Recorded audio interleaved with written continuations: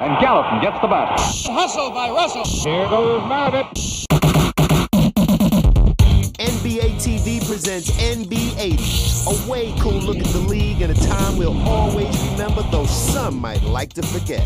Could you get away with that now? No. Afro, sideburns, yellow pants, plaid pants, whatever they were. But no one can deny that the hoops will fly. And you don't call them, you say, your mama. Oh, brother! All the righteous plays. Larry Bird follows his own shot. The freshest moves. 90 down the middle, just what I thought. A hook shot at 12. Good! And the most excellent moments that define the decade.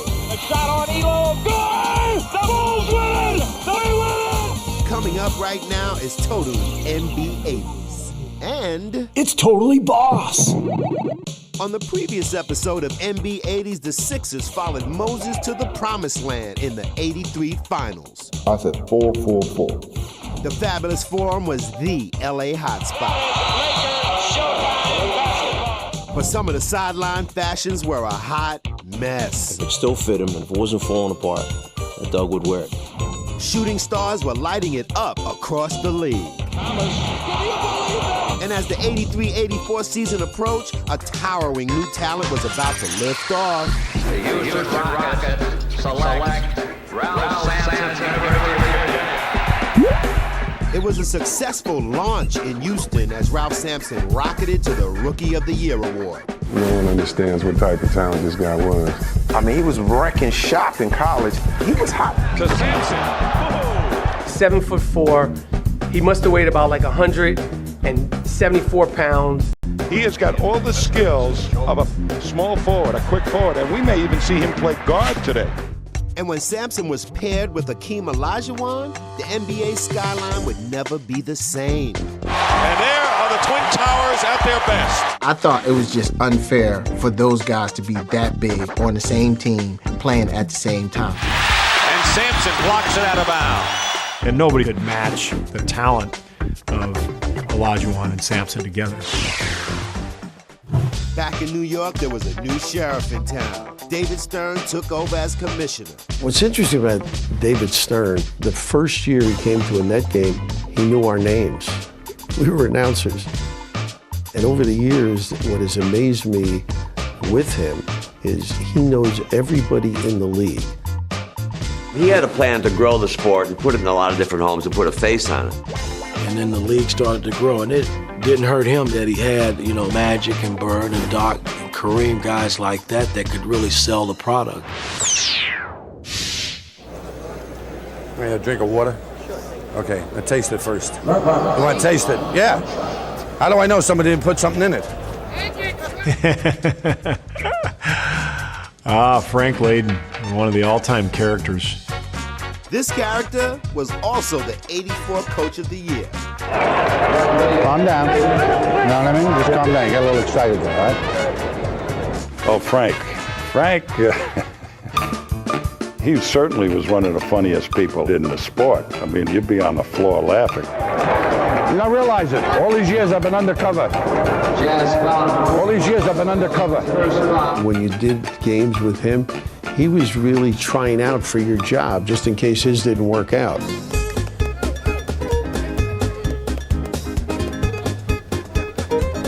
What I remember most is just the one-liners. You couldn't wait to hear what he had to say because the guy was hysterical. Did you pay for that seat? All right, keep talking then. I just don't like to hear from the freebies. McNichols Sports Arena is the place. Nuggets basketball action is the happening. Maybe it was the altitude or the fact that it went into 3 overtimes. But the Pistons and the Nuggets put up the highest scoring game in NBA history. If you like scoring, you've come to the right place. I remember I didn't see it. Like you see like the replay now, but you'd hear about it and you'd like read about it like folklore. 158, 157. You ever seen one like this? That's all I remember is those guys just running and gunning. This is unreal. This is unreal. They probably played no defense.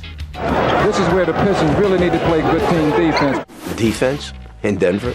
This is the highest scoring game ever in the NBA. Are they still playing that game? They're still going, huh? 186, 184, a second to play, and now it's over. You think about it, could have been 200, I know, if people would have made free throws. Coming up next on MB80s, the King of New York. I wish I would have had a scoring mentality like a Bernard King. It was like he'd get 40 in his sleep. 60 on the Nets on Christmas Day. 60 is a lot of buckets. Welcome back to MB80s, Volume 3.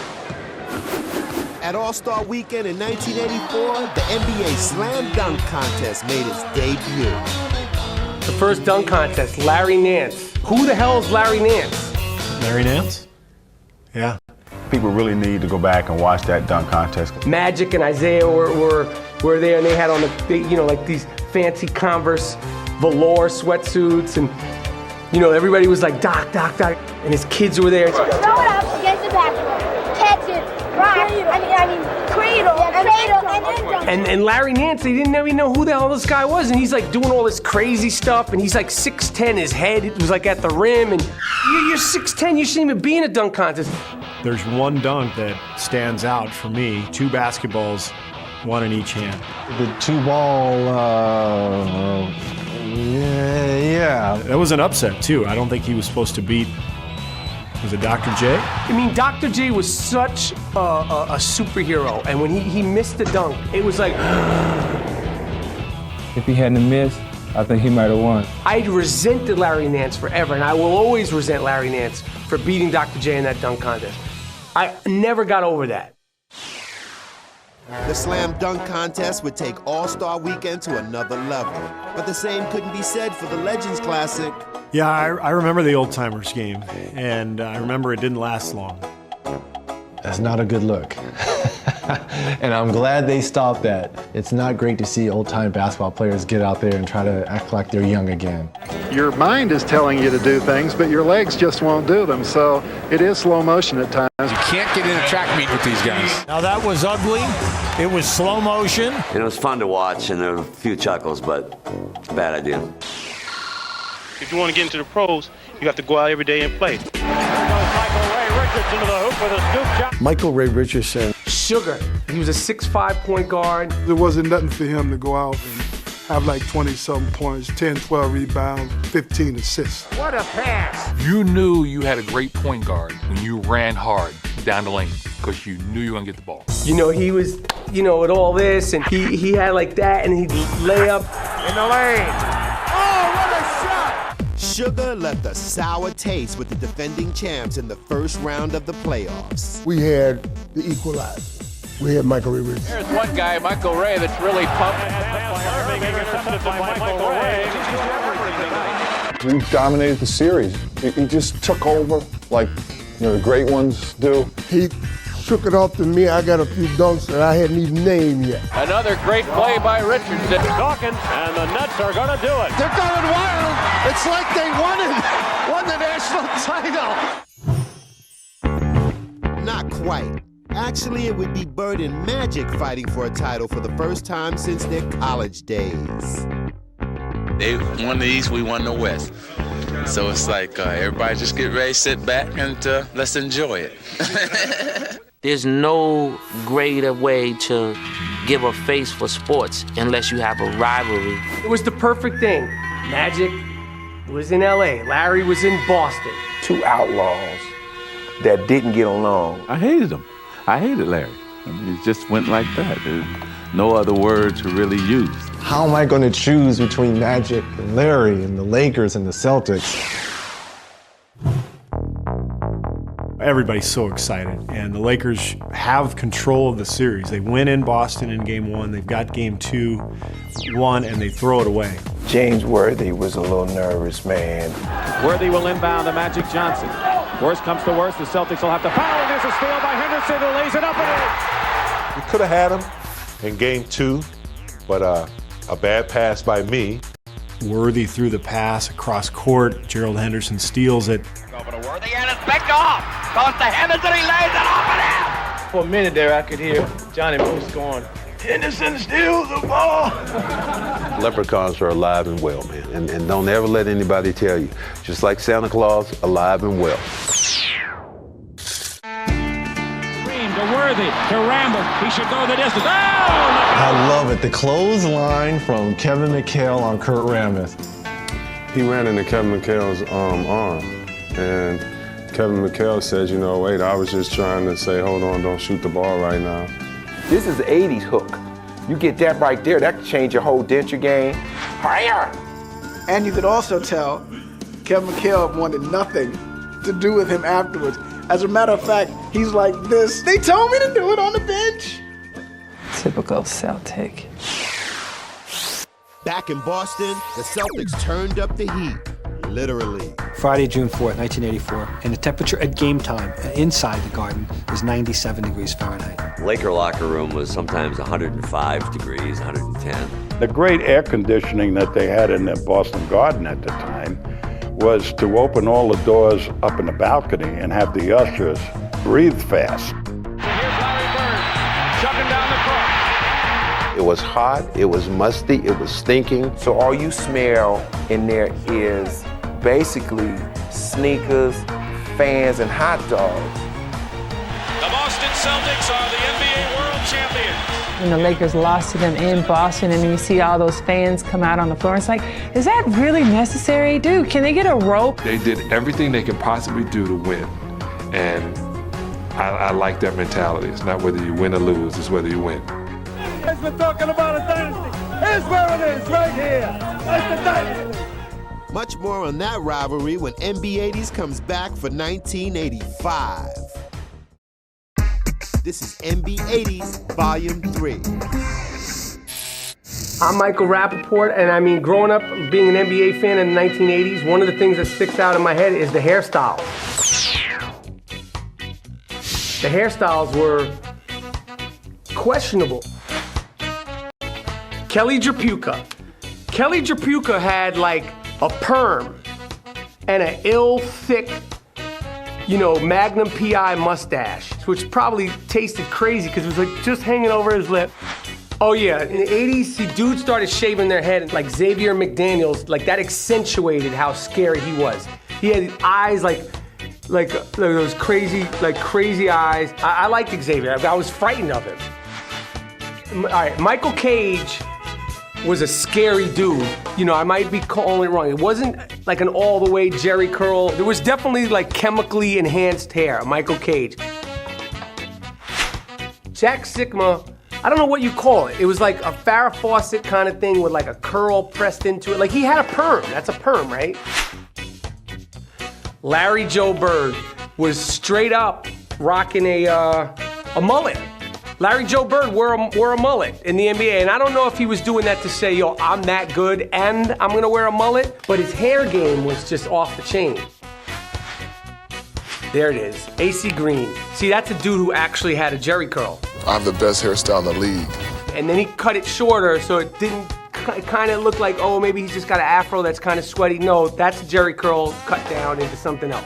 And I know guys didn't want to guard you because no one wanted the Jerry curl juice on them. No one wants that. It's a basketball game, buddy.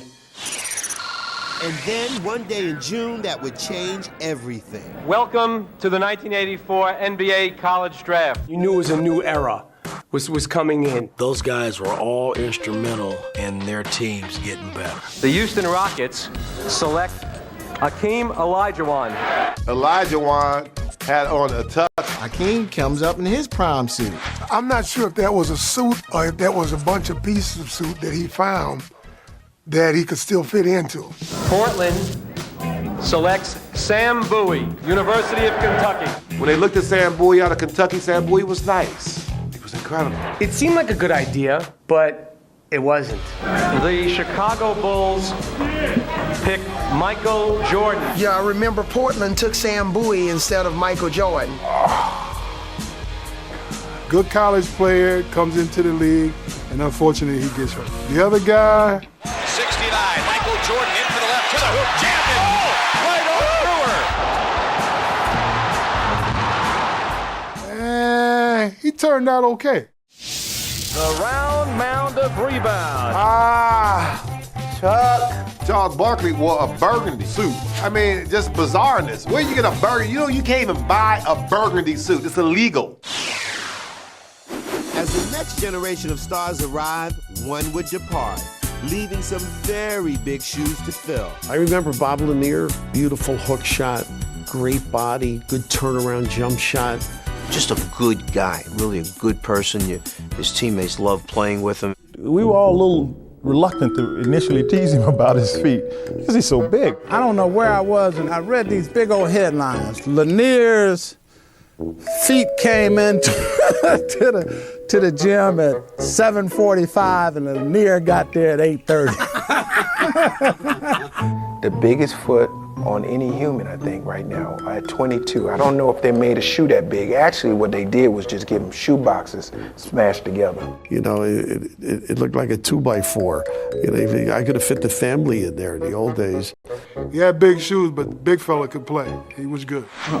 I'm a great player, not young, but great. With his playing days over, Bob stayed close to the game as an ambassador for NBA Cares. If you can hear me, clap once. If you can see me, clap twice.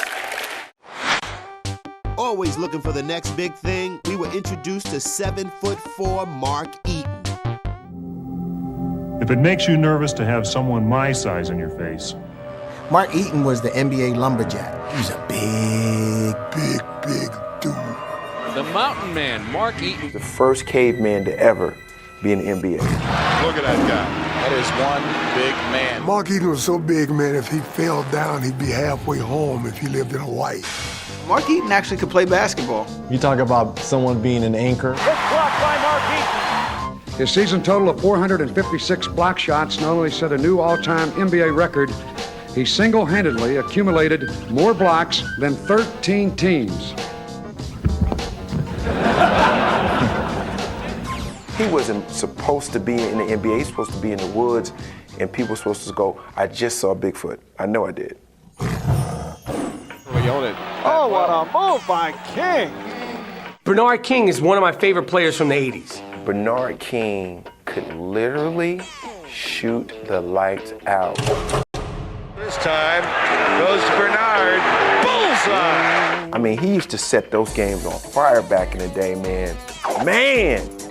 He had the coolest name in the world, Bernard King. Such a unique way of running. He had a barrel chest. You can still see him running that left lane like a bird. You could tell Hubie loved Bernard, like in the interviews, the way he would talk about him. And as he's coming down, it would be whoop, whoop. Absolutely unstoppable. It was just spectacular. His face fucked up. He would look down at the other team and straight mean mother. The scowl. He just had that look, that menacing look, like, yeah, I'm gonna give it to you tonight, little fella.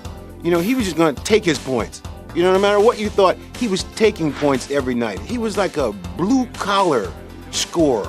He'd score like 60 points, never smiled, ever. I remember Christmas Day in '84 with Bernard King just demanding the basketball. Been a one-man offensive show, Bernard King against the New Jersey Nets.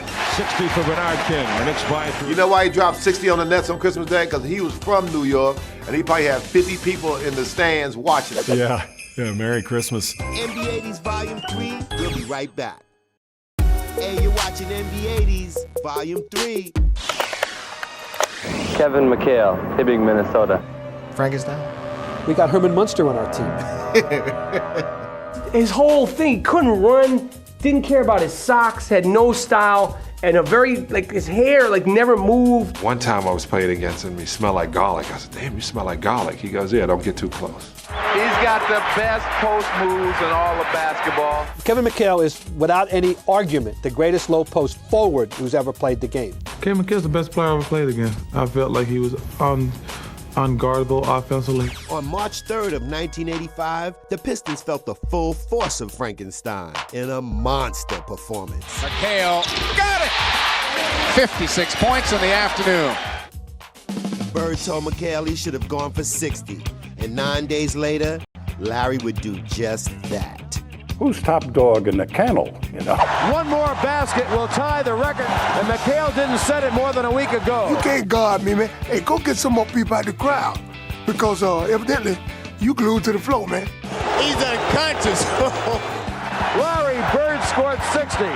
He was so good that night. that the Hawks were giving each other 5. He's doing everything you can imagine, and the guys on the bench are cheering him on almost. The guys on the end of the bench is giving each other 5. I mean, what do you do when you walk into the locker room? So I went down and found all 4 of them. The Celtics and Lakers would fight their way back to the finals, and the rematch was on. And with a 148-114 win in Game 1, Boston drew first blood. A Memorial Day massacre. Bird and them knew that was one game. I mean, you get excited and stuff, and it's almost to the point that he's like, did we piss him off? We'll be back, you know. If 7-game series can be decided in one game, then it would be over with, but there's going to be 6 more basketball games. Actually, there were only 5 more, thanks in large part to one of Showtime's unsung heroes. To Mullen. Mullen comes underneath. All the way. Cooper blocks the shot. Michael Cooper. Anytime you see Koopy, everybody just has to go, Coop.